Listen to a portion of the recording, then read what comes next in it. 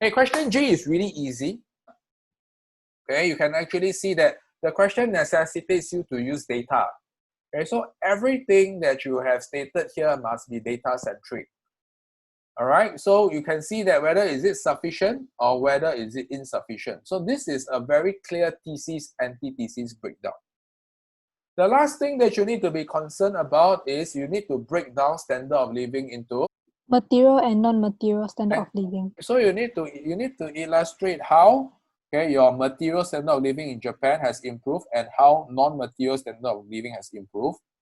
Okay, and on the other hand, okay, we can see that suicide rate has gone up, right? Okay, what can we talk about there?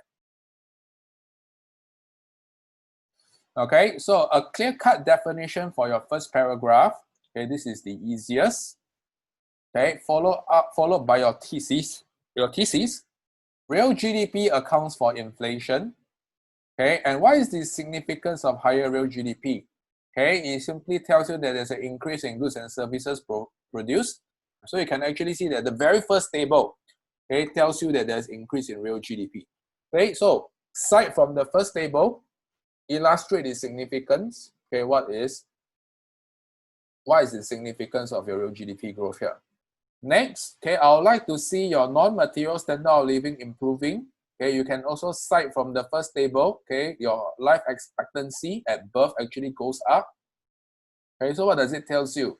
Okay, it tells you that there's likely to be a better quality of healthcare provided. Okay, so you may want to argue from this point. Okay, what is the significance of life expectancy? Any other forms of illustration, I won't give you marks. Okay, so on the other hand, you can see that the data may not be sufficient or data inadequacy. Okay, you can see that number one, okay, the data does not account for negative externalities, okay, that actually worsens non-material standard of living. Okay, because of production of beef, okay, this might actually worsen your polluted air and river. If you like to talk about data inadequacy, okay, the figures that's presented to you is your real GDP. So what you're trying to argue here is the inadequacy of your real GDP as a proxy for material standard of living. And because it does not tell you about the income distribution. Okay, so for your data inadequacy, I am okay or I am flexible if you don't cite from the data itself because it's inadequate.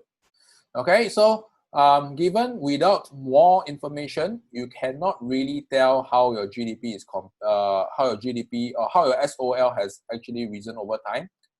Okay, in addition, data on how real GDP is computed may not be accurate. Okay, because there could be other sectors like your underground economy, okay, or your non-market activities that are not captured for your GDP.